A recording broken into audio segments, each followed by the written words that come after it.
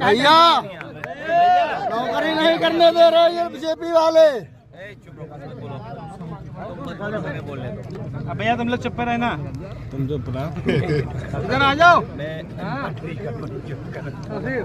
अपने प्रेस के साथियों का धन्यवाद देता हूँ।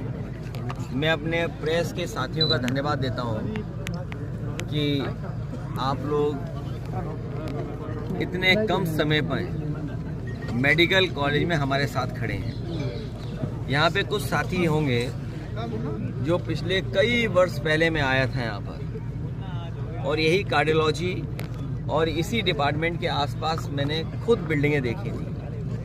आज जब मैं लखनऊ से चल रहा था तो माननीय मुख्यमंत्री जी का मैं भाषण सुन रहा था सदन का, और माननीय मुख्यमंत्री जी कह रहे थे कि उनकी सरकार में कोई भेदभाव नहीं होता है, किसी तरह के कोई भेदभाव उनकी सरकार नहीं करती है।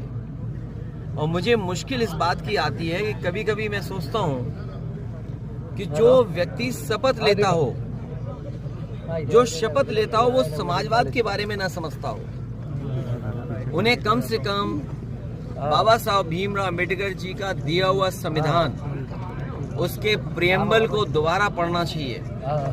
और प्रियम्बल हमें बताता है कि ये देश कैसा होना चाहिए। बाबा साहब ने इतना सुंदर हमें संविधान दिया, और उस संविधान के अंदर सबसे सुंदर चीज अगर कोई है तो वो हमारी प्रियम्बल है।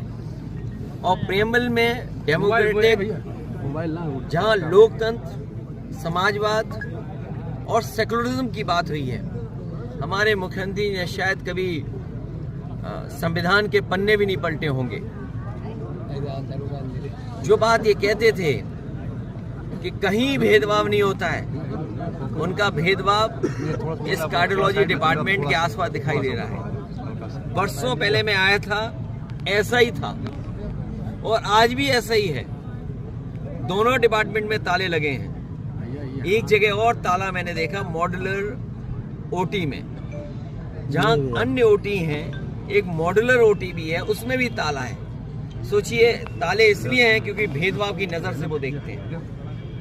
जो समाजवादियों के काम किए हुए हैं उसमें भेदभाव करते हैं, नियत उनकी साफ नहीं है। और अभी जो हम लोगों ने सदन में उनको सुना, जो कहा उन्होंने गिद्ध, सोचिए किसी मुख्यमंत्री की क्या भाषा हो सकती है गिद्ध को लेकर के, गिद्ध कहना।